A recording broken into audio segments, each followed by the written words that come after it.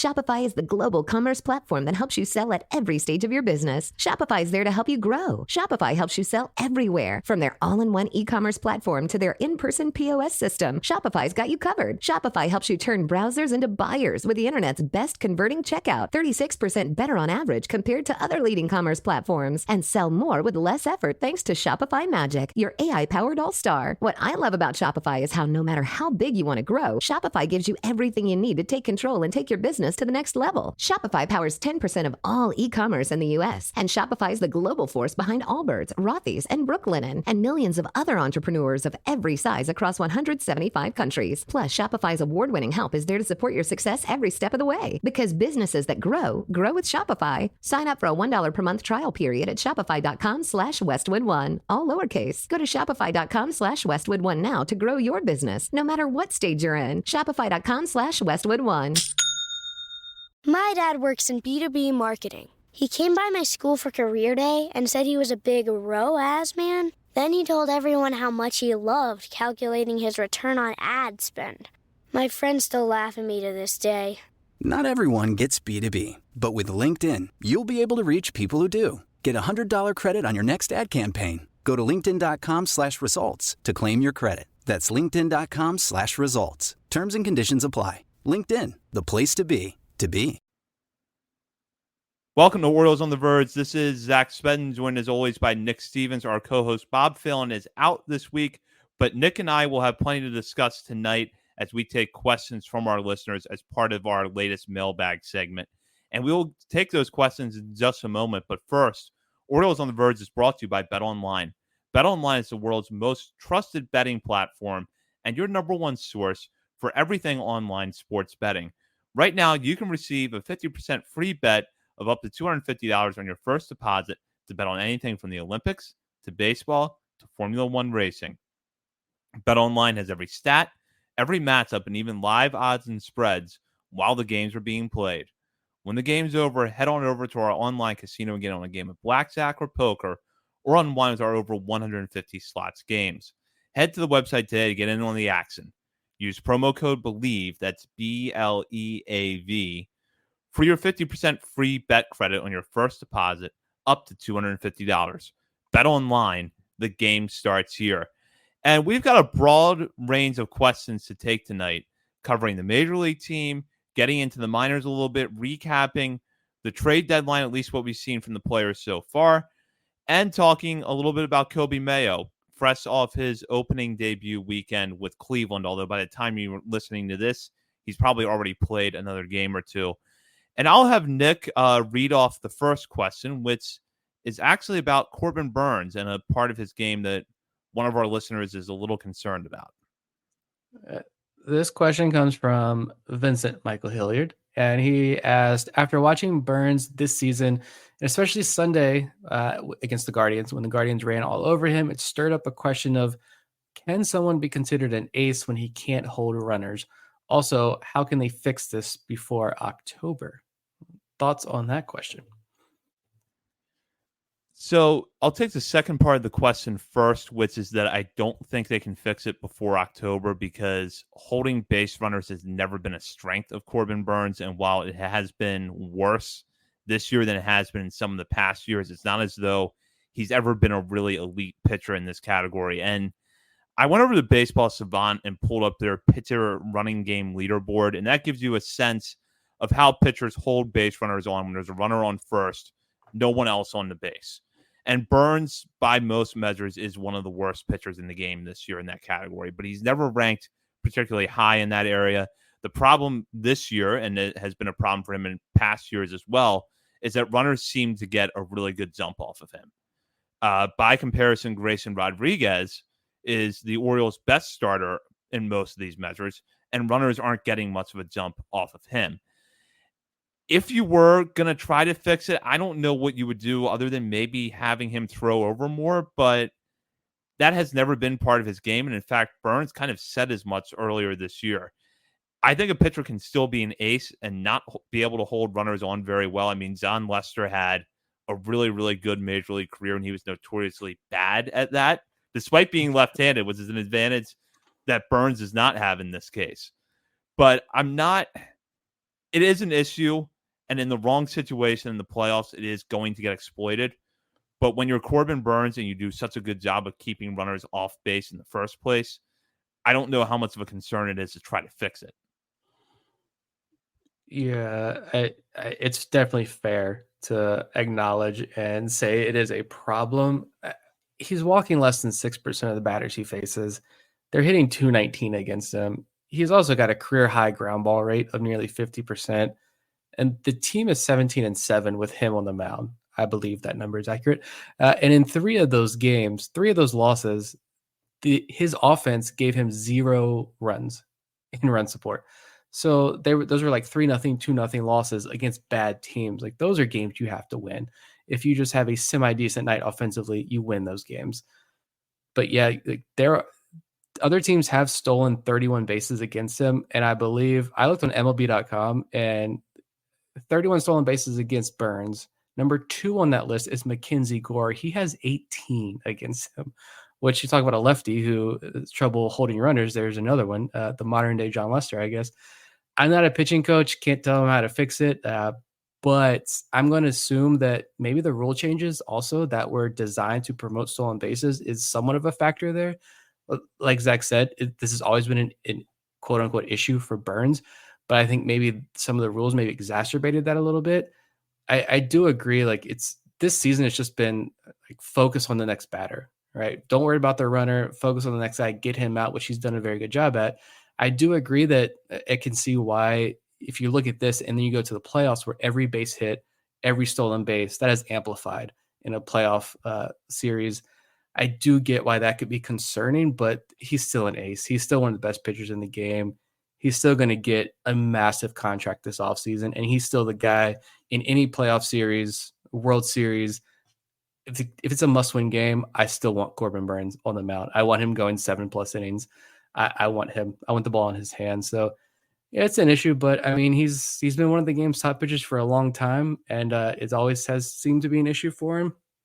I don't see him changing much, to be honest. He seems not stubborn, but he's like, I am good and I know I'm good and I'm going to keep doing what I keep doing. And I'm just going to focus on the next batter. So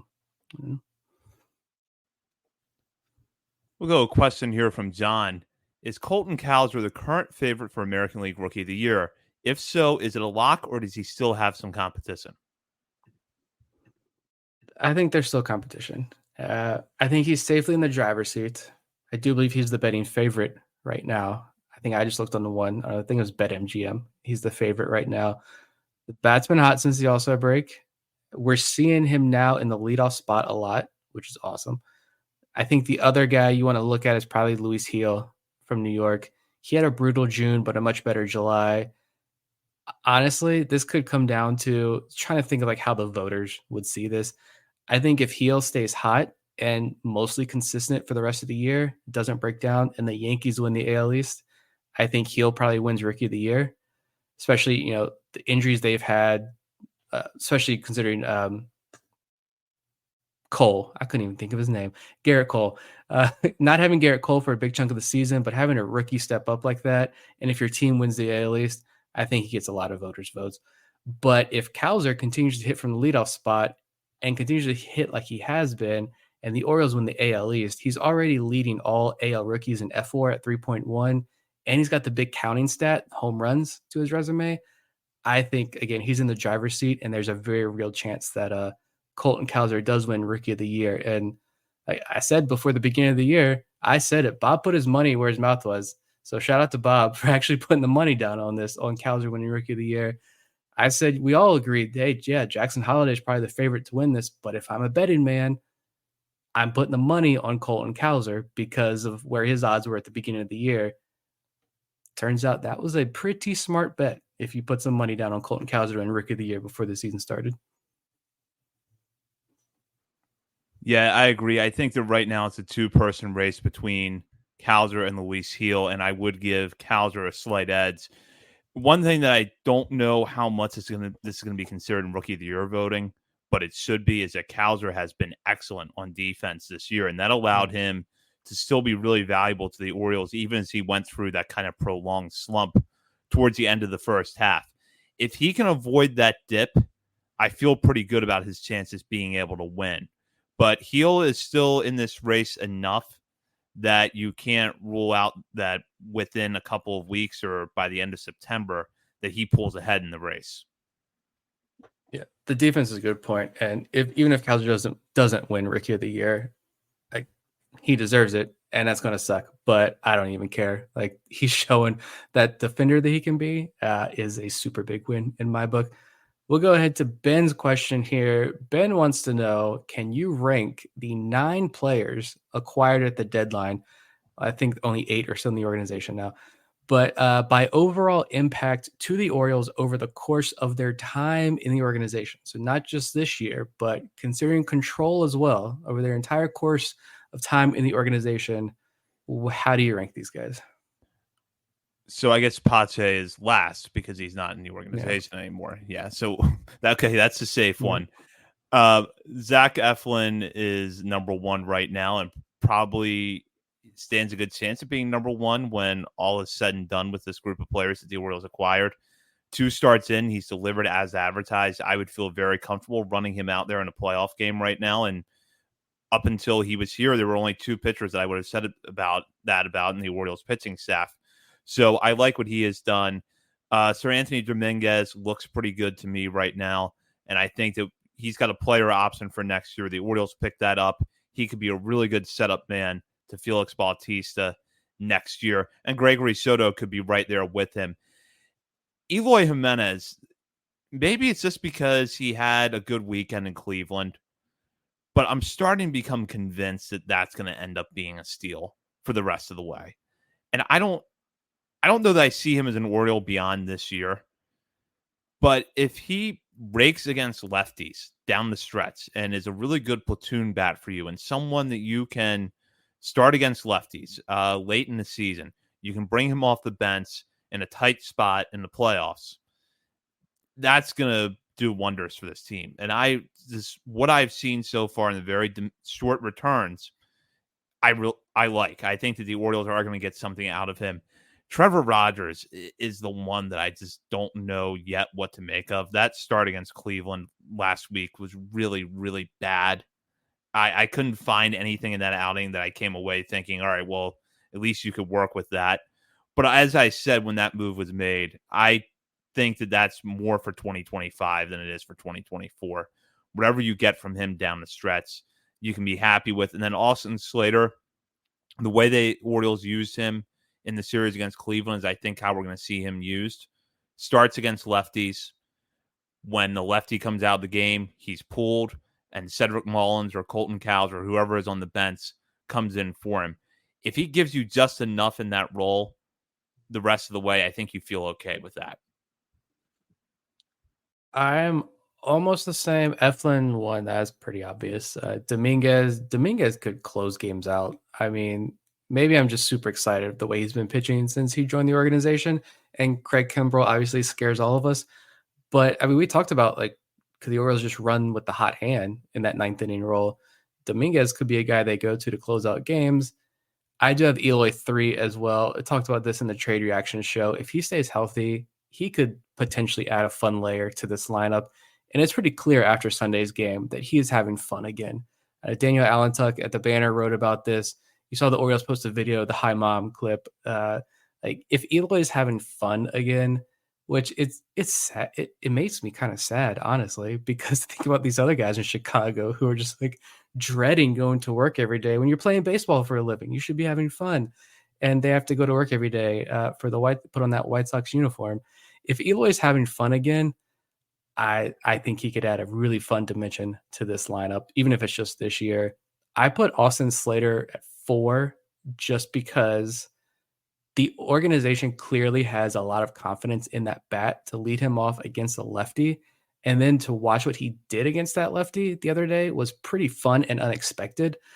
I think I put him above Rogers just because Slater could potentially have a major impact on a World Series run this year. It could be small. I'm not saying it's going to be huge, but it could be a nice little addition. That again was for what cash considerations. Eloy, like you talked about, was for a guy that they were probably going to lose in the minor league phase of the Rule 5 draft, or lose in the Rule 5 draft that they acquired in the minor league phase of the Rule 5 draft. So yeah, it's fun additions there. I went Rogers 5. I give him a pass for the first outing. He was thrown into the fire there.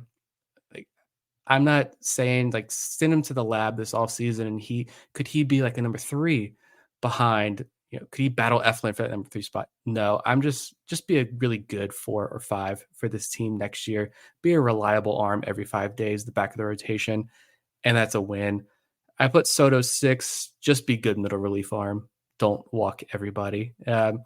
And then Riley. Want to teach your kids financial literacy but not sure where to start? Greenlight can help. With Greenlight, parents can keep an eye on kids' spending and saving, while kids and teens use a card of their own to build money confidence. As a parent, you can send instant money transfers, set up chores, automate allowance, and more. It's a convenient way to run your household, customized to your family's needs, and the easy way to raise financially smart kids. Get started with Greenlight today and get your first month free at greenlight.com/pod.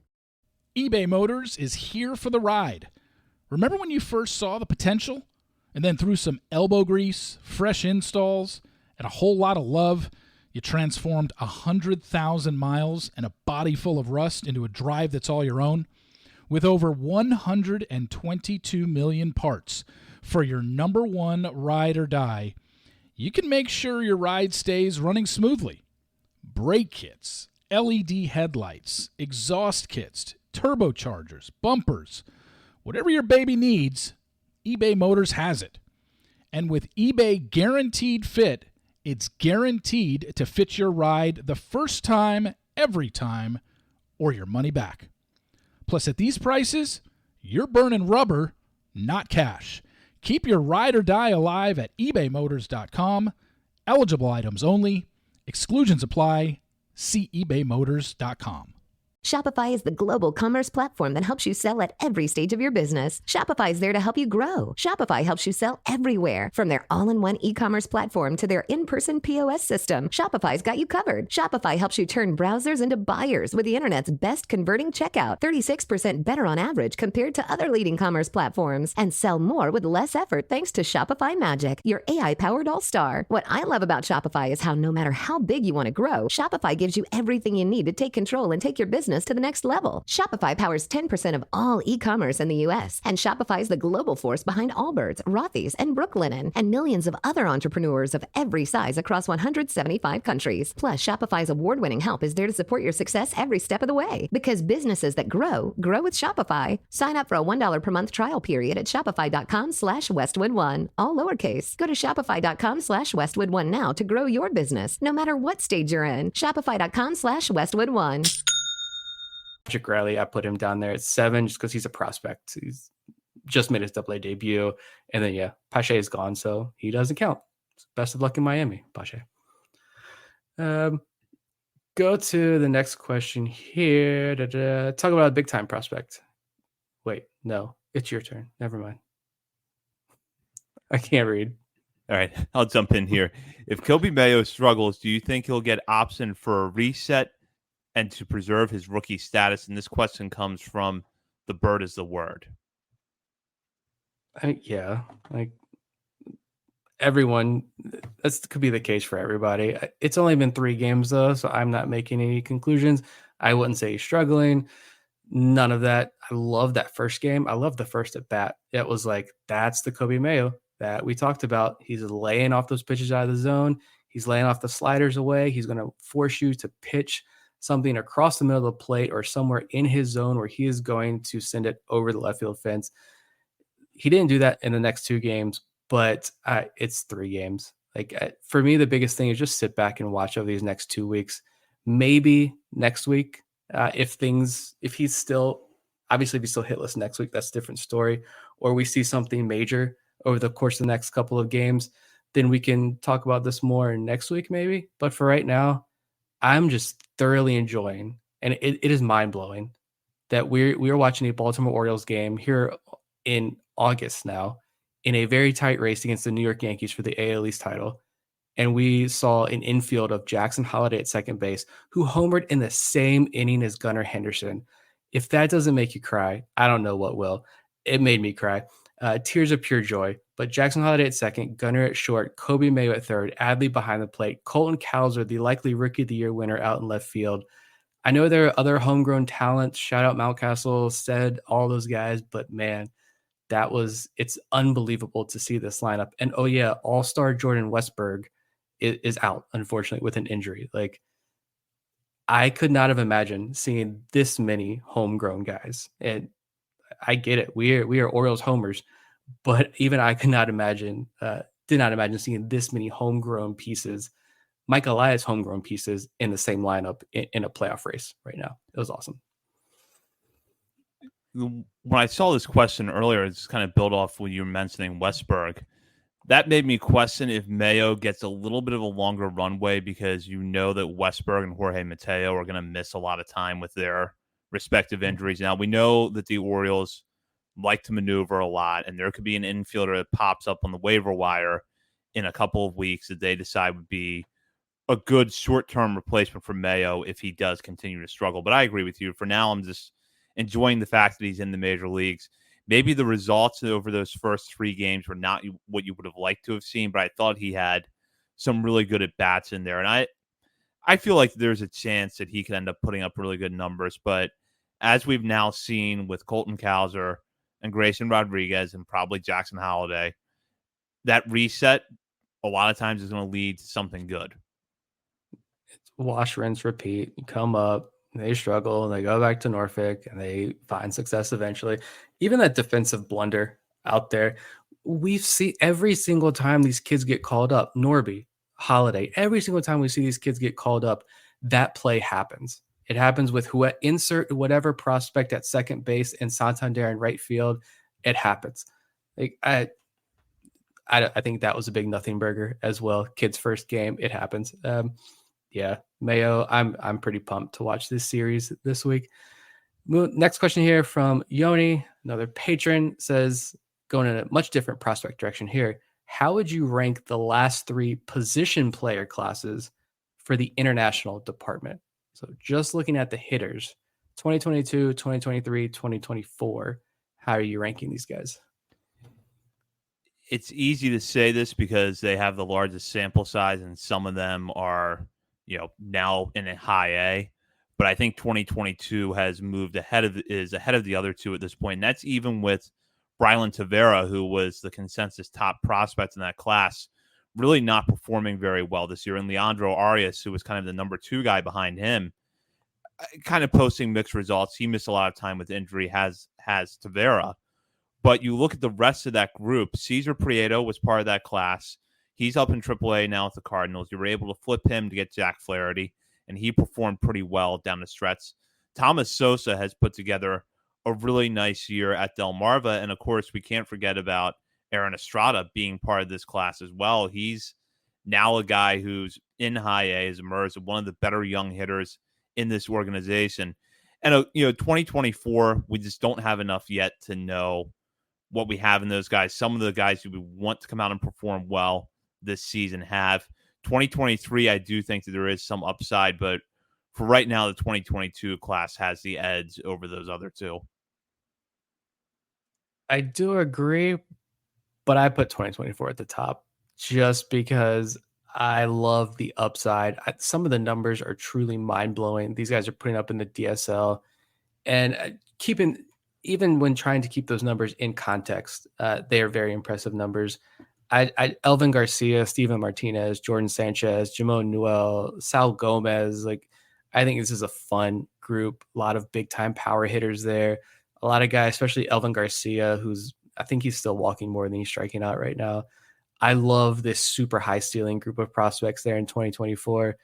I had 2022 next. Yeah, Estrada up in high A, we just talked about. Sosa still very raw, battling some injuries, but his ceiling is impressive. Tavera's battled injuries, but he's been playing well over the last month or so. Ellis Cuevas, he had a monster year in the FCL.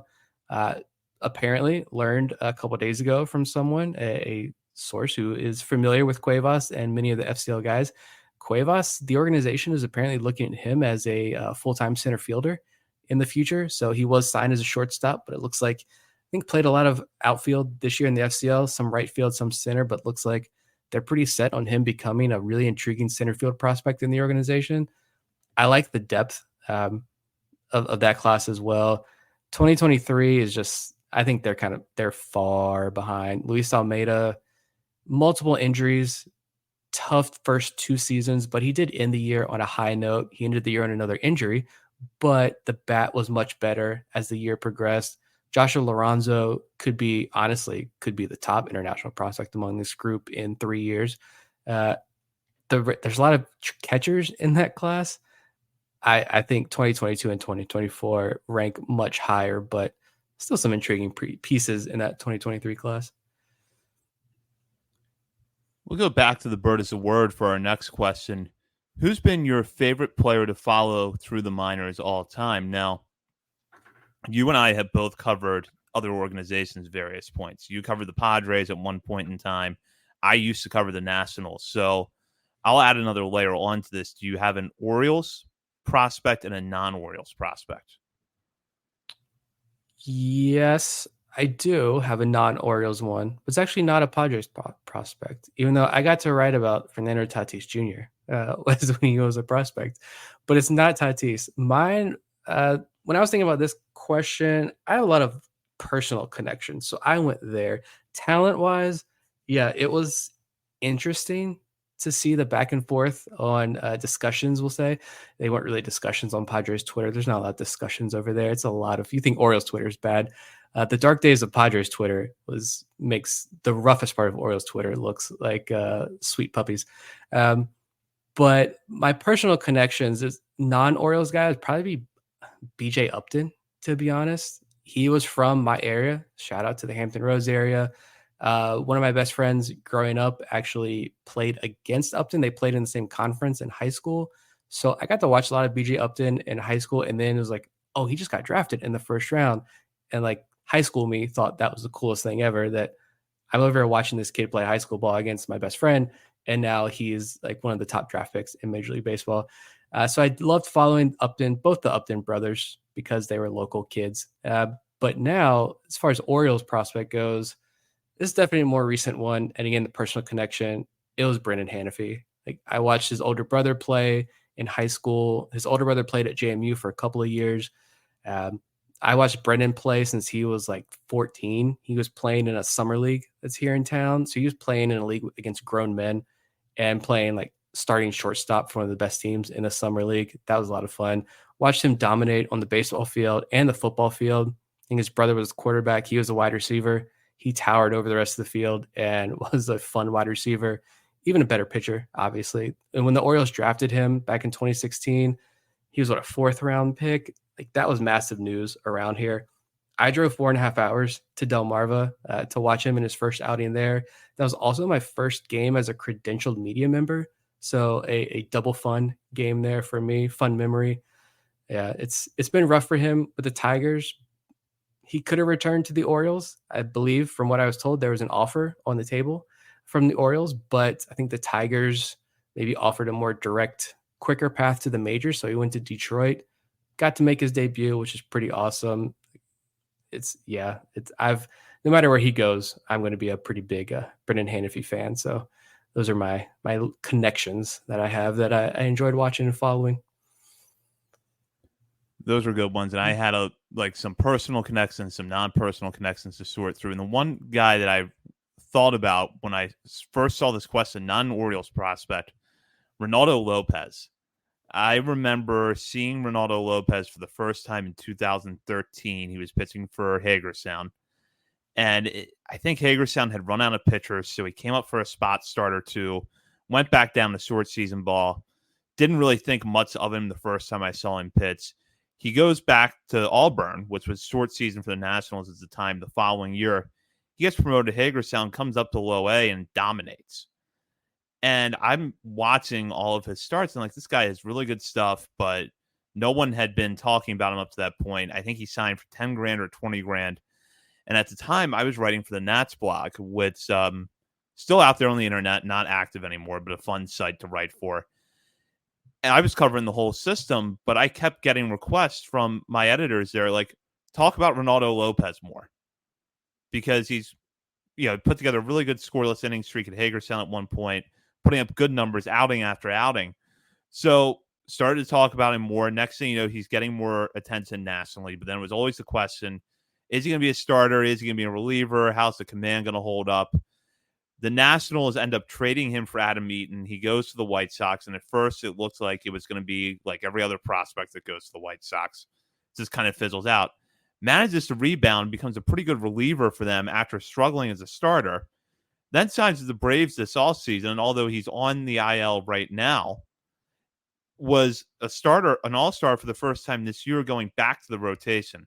So I was happy to see that. And then Jonathan Scope would be the Orioles prospect I remember having a lot of fun watching, because he was on the same Shorebirds team as Manny Machado, and there wasn't a lot of discussion about Scope at that point, but I liked what I saw from the first time I saw him play, and he ended up getting the major leagues quickly. He was with Delmarva in 2011, made his major league debut a couple of years later, and then ended up becoming an all-star. And although he seemed to drop off from his peak very quickly, the peak was fun while it lasted.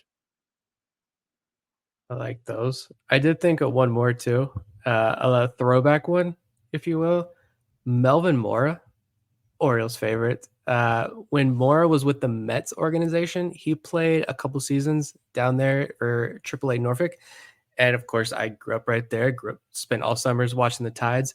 So like, I remember Melvin Mora as a Tide only because I believe the first, players throwing ball in between innings, you get third out and you throw the ball into the stands.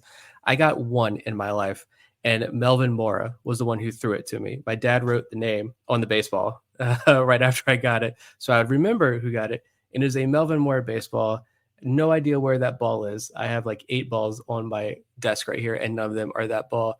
But I do remember that and thought, yes, I watched the Tides, who were the Mets affiliate, so I liked watching Mets baseball just to see those guys reach the major leagues.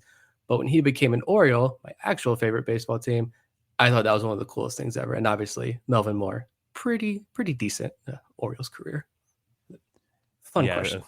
A fan favorite for many.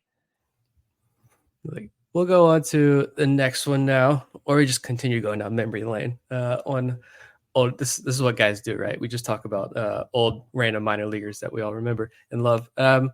This guy named Bob, I don't know who this is. Bob jumped in the Discord chat here and has 2 questions. He says, with Keeler Morphe jumping from the DSL to Delmarva, is there a chance Jordan Sanchez or Elvin Garcia do the same after their seasons? I wouldn't rule it out. I feel like there's more in front of Garcia and Sanchez because the Orioles have a lot of position players coming out of their draft class that should get a look at Delmarva before this season ends, but I certainly wouldn't rule it out. And if Morphe as a pitcher stood out enough to them to make the jump from the DSL to Delmarva without stopping the FCL in the middle, then I had to think that those 2 players, if you're going to do the same for position players, you would start with those guys. So I don't know how likely it is, but I certainly wouldn't rule it out. Yeah, I don't think so, just because Jordan Sanchez is an outfielder. Delmarva already has Sosa. They've got Braylon Tavera. Honeycutt's going to be there. Austin Overn is probably going to be there soon.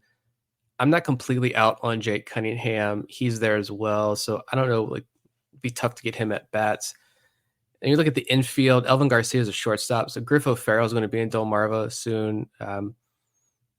I was just shocked that Morphe made that big jump. I do think it is interesting, though, to think about. Is this going to be – was this an outlier situation because he is pitching so well that they went ahead and bumped him up and they just think no one in the FCL is going to touch this kid, so let's just challenge him to Delmarva. We know the Orioles like to keep these guys, these prospects, uncomfortable and challenging them, so maybe they felt like he was ready for this big of a challenge.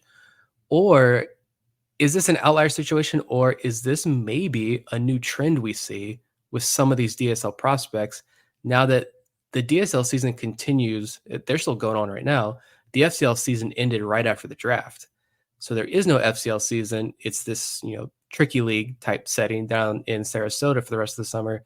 So I don't know. Is this a new trend of where we maybe see 2 or 3 of these DSL guys make the jump to Delmarva? I don't think so, but I don't know. I guess we'll see. I don't know when the DSL season ends. This week or so? It's in the next couple of days they end. So I guess maybe we'll find out next week if this is going to become a trend the Orioles like to do. I'm glad you brought that up because I've had a similar question in my mind, although I've looked at it more the other way, which is how it affects players going to Delmarva. Because in the past, Griff O'Farrell probably would have already had a couple of weeks in the FCL. He signed right away out of the draft. Ethan Anderson probably would have had time down there as well. And Vance Honeycutt and Austin O'Verne would be making their FCL debuts this week. So now you don't have the FCL. What is going to be the timetable for getting players to Delmarva? I don't expect that they're going to stop sending players to Delmarva, especially position players out of college. But what is the timetable going to be? You know, in the future, could someone like O'Farrell, who signs right after the draft, get a little bit of time in the FCL, or is the plan always going to be hold them out of game action until everyone has signed, and then you make these moves in bulk? Once you have the draft class in your organization, you brought them down to Sarasota to do what you want to do with them right after they've signed and put them all in Delmarva at once. And I mean, the Orioles don't have an issue with if you need to spend 2 years in Delmarva, then spend 2 years in Delmarva. That's okay. I think, I don't know. Now that I think about it more and more, I almost do wonder if we see, especially over the next year or two, we start to see this trend where maybe even some of these college guys, they maybe get a week in Delmarva and then they're in Aberdeen. Like they're gone. Like how much of a challenge is Vance Honeycutt going to get in Delmarva? We see these college guys, these college bats just put up those video game numbers in Delmarva every year. And I get it's just an opportunity to get your feet wet in pro ball, but like maybe the Orioles are seeing like, hey, with these early picks, these early college guys that we're taking, what maybe after these last couple of years now, maybe they're not getting a ton in Delmarva, and we see them be more aggressive with some of these guys. I don't know. I think it's interesting. Some definitely going to be something to check in on over the next, especially the next year or so. We'll go to this question also from someone named Bob, who's apparently in the Outer Banks. I don't know if he's our Bob or if he's a character in a Nicholas Sparks novel. Hopefully not oozing in the same sentimentality, but we'll see. Since I'm in the Outer Banks with Hurricane Debbie, which Orioles prospect is going to tear through the competition over the last few weeks of the season? And he plugged Basayo in the Discord mailbag, but do you have anyone else in mind, or do you think it's Basayo? Basayo's a really good choice. Although Basayo, he apparently has to maintain an OPS over 800 to be a good prospect, according to Twitter mentions. I think that's a good pick. I'm going to go with Tavian Josenberger for the reasons I outlined at the end of the last episode. I really do think that this kid might be finally figuring it out, and I think he's just primed for a big breakout. And so I wouldn't be shocked at all if over these last 4 or 5 weeks of the season, he just tears through high A Aberdeen. I wouldn't be shocked at all. That, or maybe even Bradfield. Get this man up to Bowie already, and let's see what he can do in Double A. And if he gets promoted to Double A and can start hitting well from the jump up there, that's going to be huge for his stock going into 2025. Yeah, I agree. Bradfield, I think, has had the season you could have reasonably expected him to have had at Aberdeen, and I don't know why he hasn't been promoted yet, other than the fact that maybe even after the trade deadline and the roster shuffle that came with it, the Orioles still have enough of a logjam in the outfield that they don't have room for everyone just yet at the higher levels. But I have confidence that he's going to take off when he gets to Bowie. And I'll go with Nestor Herman as another name that I want to throw out there. He has just pitched so well over the last few months. And, I don't know how much we'll see of him down the stretch, but I'm confident that in short outings is what the Orioles seem like they're going to do for him the rest of the way. He's going to overmatch high A hitters. He looked really good in his first outing. He has pitched so well over the last couple of months that I could see him over. Yeah, what do you think he has? Maybe 5 to 10 outings left this year, doing really well over that stretch and being someone that we have fairly high on our list going into next year, and that maybe national outlets start to note a little bit more as a breakout candidate. I like those picks. We could do, what was this one here? That question from Simpkin. I don't know if we want to look at that one. Yeah. Who was released today? There were a lot of cuts. We're talking about draft picks and stuff that, unfortunately, a lot of cuts. I don't have the full list. I'm trying to scroll through this real quick. But Aris Rodriguez, right-handed pitcher from the FCL Orioles, and outfielder Yerber Ruiz were released. And then it looks like from Delmarva's roster, there were a couple of cuts. This is great live podcasting that we're doing as I'm just scrolling and just rambling. Let's see. Isaac Solano, right-handed pitcher. He was released from Delmarva. Bob's guy, Gio Henny Casamiri, he was unfortunately released. Brian Hernandez, catcher from Delmarva, he was released. And I believe that's all I see. Harif Frias, right-handed pitcher. Harif Frias was also released. I don't know if there's anybody else that I missed, but it's the unfortunate period where a lot of guys are going to get cut. They need to make room for some of these younger guys and these new draft picks, but best of luck to all those guys. Yeah, absolutely. It's just a tough part of the game. And I believe that is it for questions tonight. We will be back on the air next week with our midseason top 50 prospects update. All three of us will be on for that. We're looking forward to bringing that to you live. And usually patrons have early access to monthly top 50 lists. But for this month, we might throw something else your way to make up for that. And then, of course, between August and February, we will have monthly top 50 updates exclusively for patrons, and you can sign up for our Patreon community for as little as $3 a month as a paying member, and at the $5 and $10 levels have access to bonus daily coverage from Bob, Nick, and myself.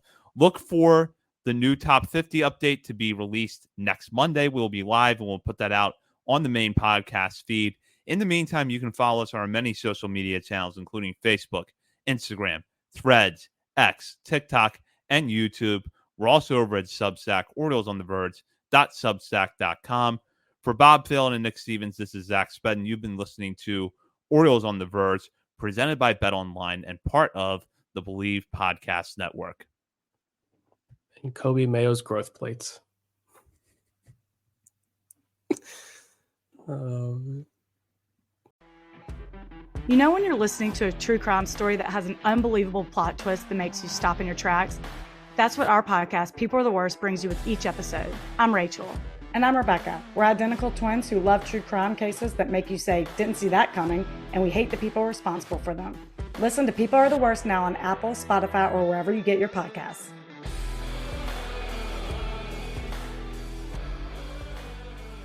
Hey, it's Michelle Beadle. That's right, the Michelle Beadle. You're welcome. You love talking about sports. I love talking about sports. You know the only thing cooler than talking about sports? Sports! And right now, all your favorite sports are on Sirius XM. I'm talking every NFL game, every game from the NBA, NHL, MLB, every NASCAR race, golf major conference college sports, and all the top games in the WNBA.